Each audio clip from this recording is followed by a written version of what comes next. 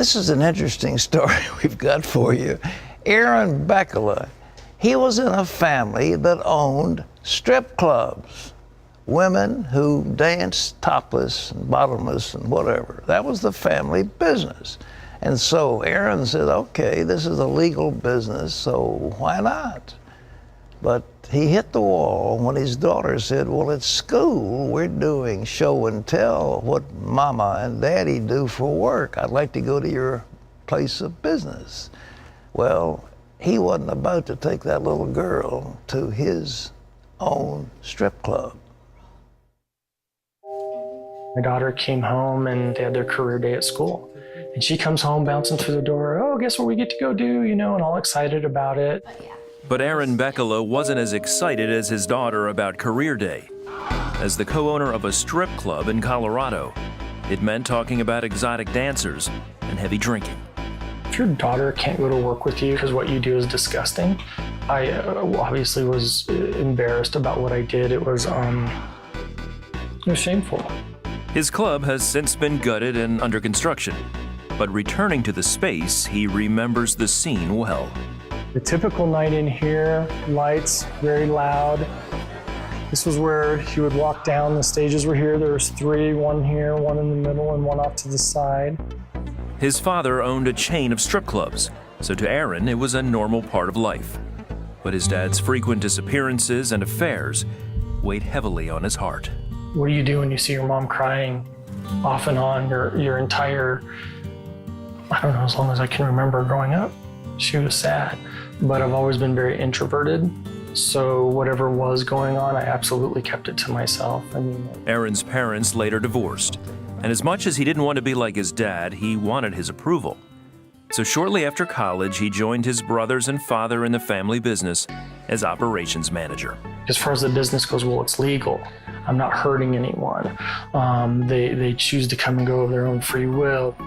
It wasn't long before Aaron opened his own club. He married a dancer and they had 2 children. Having a family, especially a daughter, got him thinking about the adult entertainment industry. I came to the realization that women were just being objectified to view at your leisure, whatever, and use to whatever degree you thought was okay, and then move on. I could go on and on with the reasons why I knew it was bad, I knew it was wrong, I knew it was just ugly. But he liked making 6 figures a year for the sake of his family. I just buried my head in the sand. I minimize, I look the other way.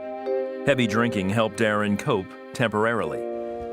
But the shame finally caught up with him when his father got terminal cancer, and Aaron began questioning his own choices. Is this what I'm really about? Is this what I want my kids to think? Is this the legacy I want to leave? Absolutely not. Okay, now how do I change that? By this time, his brother had become a Christian and gave him a Bible. Aaron was skeptical about Christianity. Why would God want to take the chance with me? Why, I'm not worthy, I'm not, and by the way, it's all just a bunch of garbage anyway. Still, he read the Bible cover to cover and was surprised by what he learned about Jesus. He came for the sinners, not the righteous. That realization that I was exactly why he came here, that me and the life I led was totally it. Later, he and his wife received a flyer inviting them to church. They went, and Aaron met some men who gave him hope. It's just very liberating to realize that I guess maybe I could have a second chance. It gave me a first-time thought process of I've spent roughly half of my life doing this.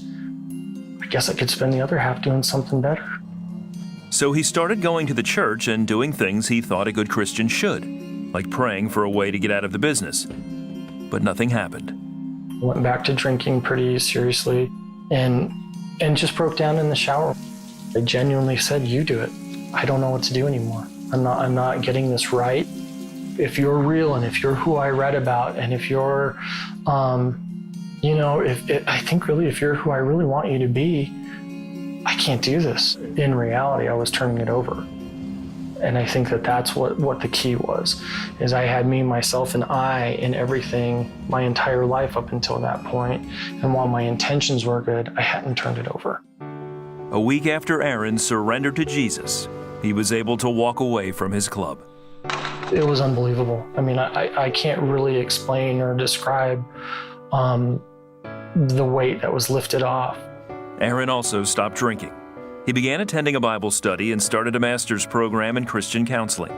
He learned about the forgiveness of God and ultimately forgave his father. I came to terms with that guilt and shame. I realized what the roots of it were, understanding that I can be forgiven for that. Now all I want to do is go and be me and be who I really am. Now I enjoy life again. You know, my kids, going and doing stuff with them, my wife, being able to take my daughter to career day. Eventually, a church bought Aaron's old strip club and transformed it into a Christian community center. It even set up a fund to help dancers get an education or learn a trade. Proof to Aaron that anything given to God can be made brand new. Ultimately, at the end of the day, Christ is there to help you. You have to be diligently searching for him and not beating yourself up. If you fall down, if you trip up, you can get back up and go again. Sooner or later, one foot in front of the other becomes a steady jog, and the next thing you know, it's downhill.